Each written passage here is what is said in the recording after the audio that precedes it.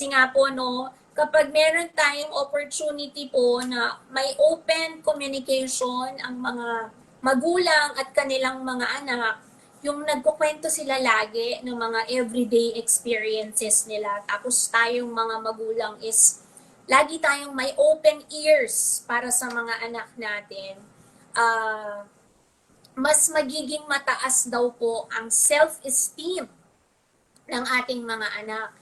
And mababa daw po yung possibility ng kanilang substance abuse na tinatawag. Di ba po, no?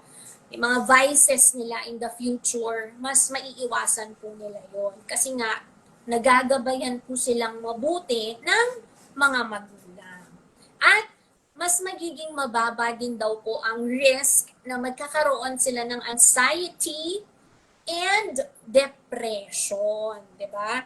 Na kapag regular daw po ang ating sabay-sabay na pagkain as a family, nagkakaroon daw po yung mga anak natin ng sense of stability and security. 'Di ba? Kasi nga po para sa mga bata, ang pamilyang kumakain ng sabay-sabay ay simbolo ng pagkakaisa at pagmamahalan. O, diba? Napakaganda po nun. Kahit 30 minutes lang, mga ka-heart. Every day, napakalaki po ng epekto nun sa kanilang emotional resilience, kumbaga, at communication skills. Kaya nga po, sinasabi ng mga experts, minsan, ang pinaka-effective daw po na therapy is nagsisimula po talaga sa family. Especially sa hapagkainan. So, ang message po dito mga ka-heart, especially sa mga parents po no, nakikinig po sa atin, wag po nating baliwalain yung mga anak natin.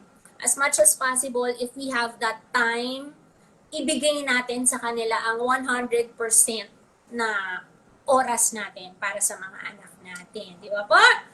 At syempre, dahil absent ako last week, meron pa akong isang trivia sa inyo. Na kapag daw po niyayakap natin yung mga anak natin, sabi niya po, di ba, naglalabas yan ng oxytocin or yung tinatawag natin na love hormone. So ayan po hindi siya effective lang sa mga mag-partners. Effective din po siya sa mga anak natin, sa mga mahal natin sa buhay. 'Di ba? Yung hormone po na ito, yung oxytocin, siya yung nagbibigay ng pakiramdam, ng magandang pakiramdam, yung connection ninyo sa bawat isa. So kapag ginagawa natin yan, bumababa po yung cortisol na tinatawag. Ito naman po yung stress hormone na sinasabi. Diba? Kaya sa gitna po ng pagod, sa lungkot, or takot, isang yakap lang ng magulang ay literal na magpapakalma po sa nervous system ng mga anak natin.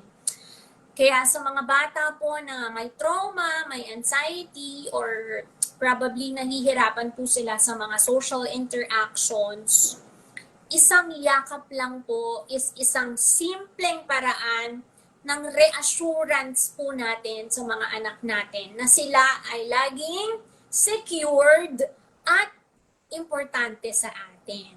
Kumbaga, hindi lang, ang benefits niyan is hindi lang po sa emotional ng mga anak natin eh. Meron din siyang effect physically, kasi po pinapababa niya ang blood pressure and pinapalakas niya ang immune system ng mga bata. O di ba, napakaganda niyan mga ka-heart. Hindi mo lang na ipapakita emotionally yung pagmamahal mo sa mga anak mo. Kung hindi, napapalakas pa natin yung immune system nila physically.